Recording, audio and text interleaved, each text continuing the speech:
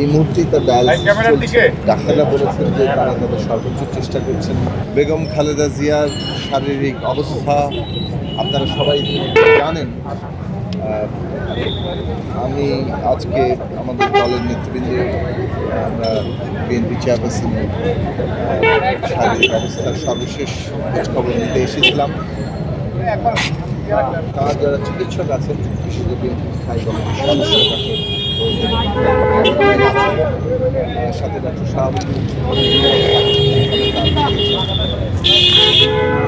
দেখছেন।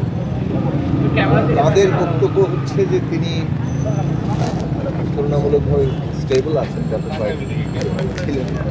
তার বিভিন্ন ধরনের চিকিৎসা চলছে, এই মুহূর্তেই তার ডায়ালিসিস চলছে। মোটামুটিভাবে তিনি সবাই ডাক্তাররা বলেছেন যে তারা তাদের সর্বোচ্চ চেষ্টা করছেন এবং তারা তাদের আশা ধরে রেখেছেন, সেই চিকিৎসাটা চালিয়ে যাচ্ছেন।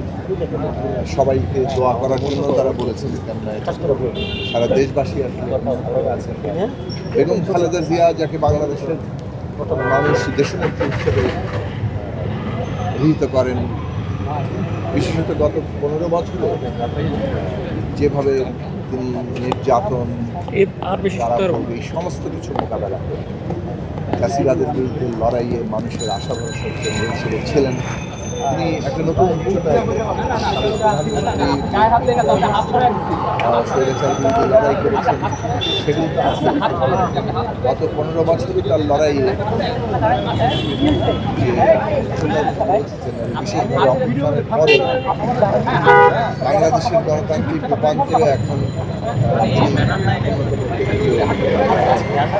ফলে সারা দেশের মানুষ এই গণতান্ত্রিক উত্তরণের প্রক্রিয়ায় বেগম খালেদা জিয়ার দিক নির্দেশনা গভীরভাবে উপলব্ধি করে।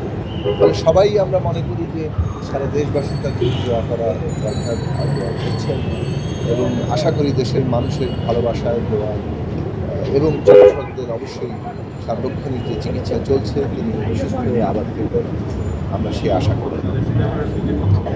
ভাই বলছে রাতের পর থেকে অবস্থা আরো